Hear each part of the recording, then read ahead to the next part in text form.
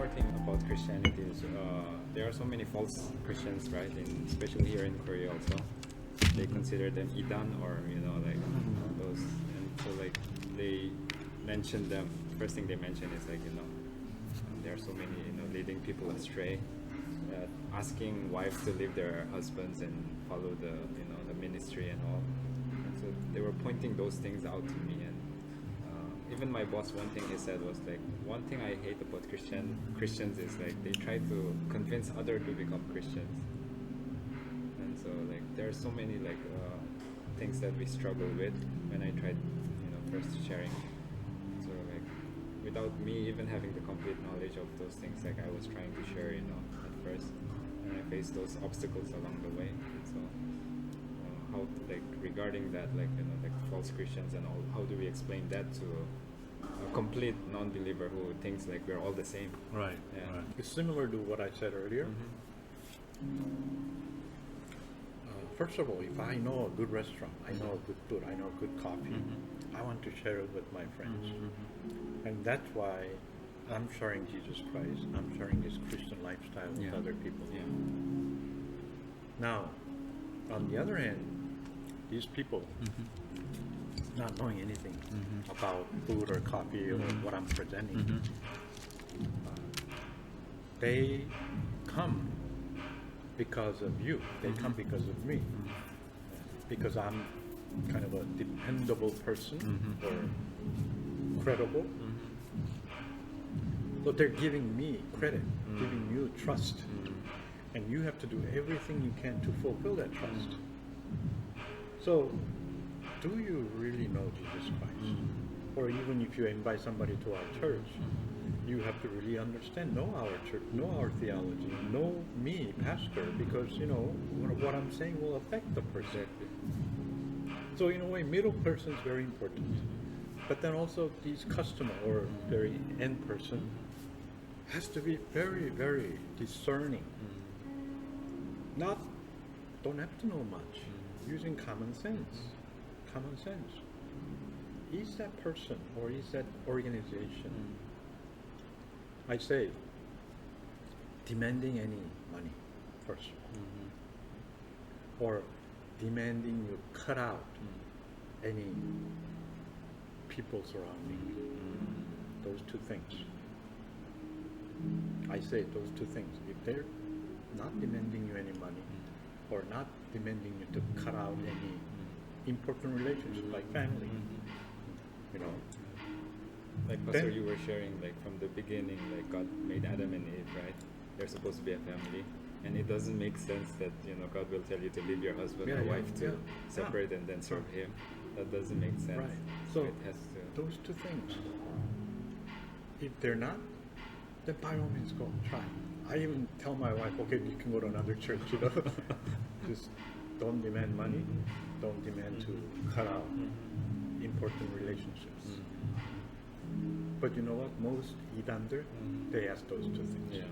They demand money, they demand loyalty to themselves only. And people need to Use their common use sense. their common Yeah. sense. But for example, like people like who are caught in certain circumstance in their life, where they're hopeless. Like for example, for me, during that time, like you were saying, as we were sharing like along the drive, God calls you, and then like in that timing, like if I had not answered Him and I had looked for that answer somewhere else, if for example I met the Idan church during that time, while I was, we're vulnerable, in that state. We're like anyone who comforts us and leads us, like we follow them blindly in a way in that state. And so usually they take advantage of people in that kind of state, right? That mentality. Yep. So When like, they're mentally very weak, vulnerable. It's hard to practice common sense during that's that. right. That That's situation. right. It's a really so sad situation. It's like those people are the ones who need help most, but yet they're the ones most Taken vulnerable advantage of, right? to take advantage of it, financially, emotionally, and even sexually. So like, I I think those are like huge stumbling blocks, like church face and ministering to the non-believers. And Pastor, like we were talking, like you're about the mission, like the global mission, but even here in Korea, like the generation is changing a lot. Like dealing with normal day-to-day people, like everything is about self. Everything is about my happiness, my pleasure. Like what can I do, to extend that pleasure? Traveling, eating food.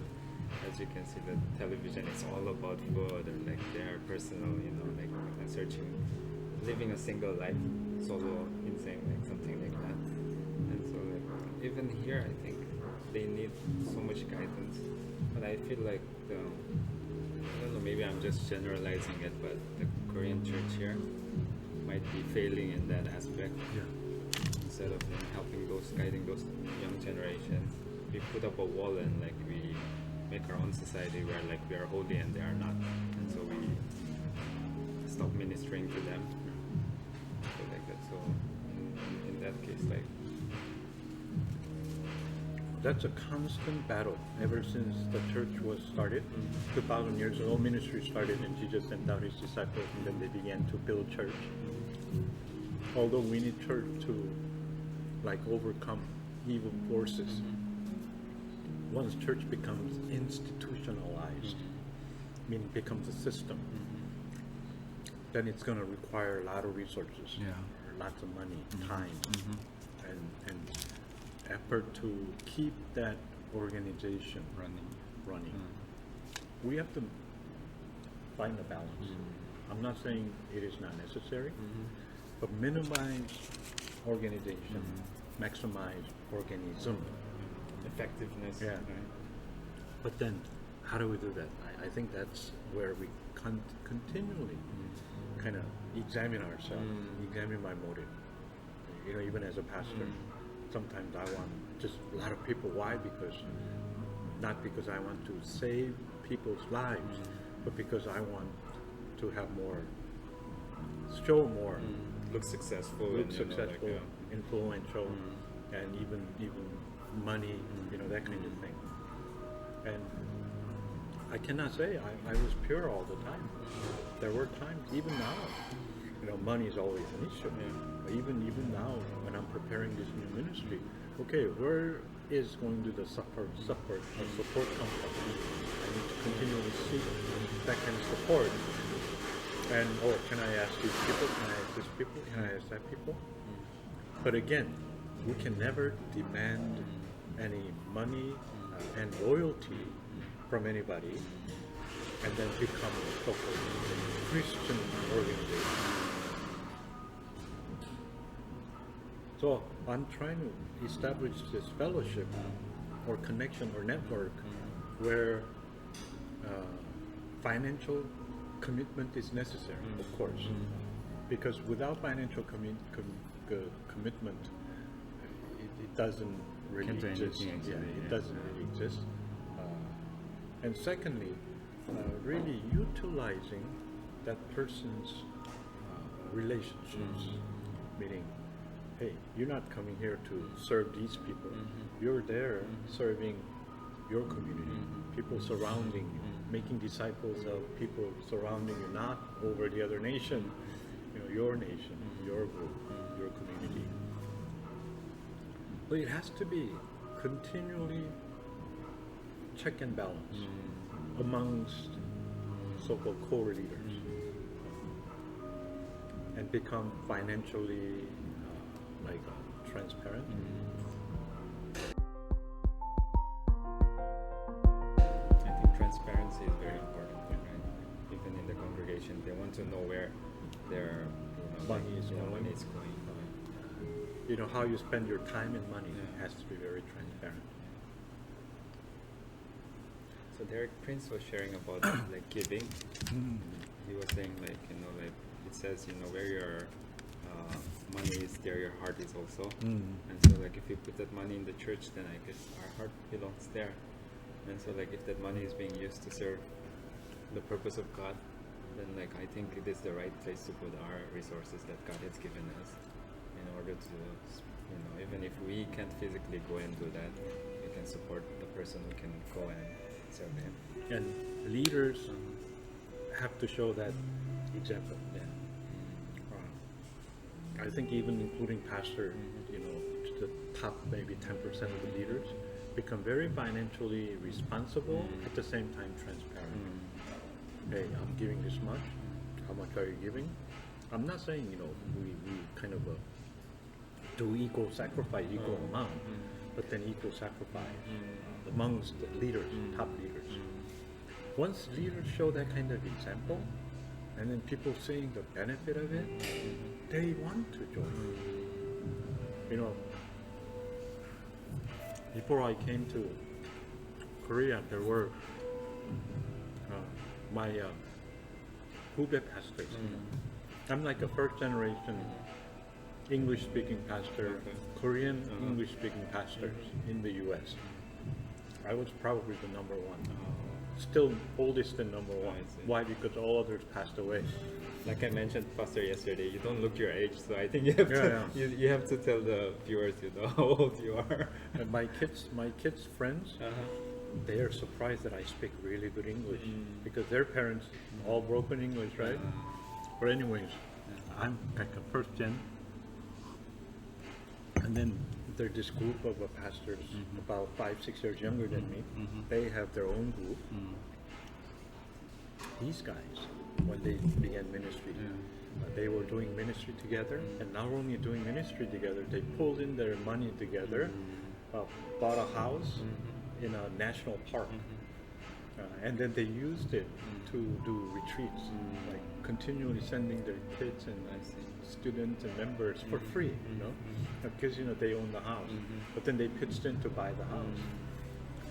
And as they were doing that and showing that kind of effect to the community, they were giving money and purchasing this, that all together, and then they're using it together, and then they're buying bigger facilities, bigger like a retreat center. Right now they got like 18 different churches, campuses doing that kind of ministry. And I think it starts with the leadership. But like Korean churches, you know, a lot of the big churches, financial records all secret. You know, so I don't know. I think a lot of young kids, especially people who have sound mind, obviously will not go to church. They get turned off. Turned off. Thank you so much for taking the time. Yeah, I'm glad. You know, I wanted to do this kind of thing regularly. So You can do it like as often as you want. even I'm not here. We can do this over Zoom. Using Zoom, you can ask a question and I can answer it, and then we can kind of broadcast that whole thing. And also, like I have so many ideas like of interviewing different people. I'm thinking Kuya Francis also. He has a testimony, right? Like that can be effective to the Filipino community. Like Claude, you know, like being a foreigner here, living here, how he's struggling, you know. He has his own, you know. So I don't know. I haven't talked to everybody yet, but like this idea about International Missions Fellowship, I kind of came up with the initials IMF. But basically, I wanted to connect to my relationship because I consider relationships very important and very meaningful. God planned it so that it could be used to be a blessing where God has placed us, and I want to be accountable, and I want some accountability back to me as well. So I want to talk to every individual personally, and then be connected, and then So we can do that like in this region, Hosanna, having a group. Like you and maybe Claude or Francis, Anuman, these people, be one group, and then we can meet over Zoom or internet, just have a meeting together and even do discipleship and training we together. can minister to others, right?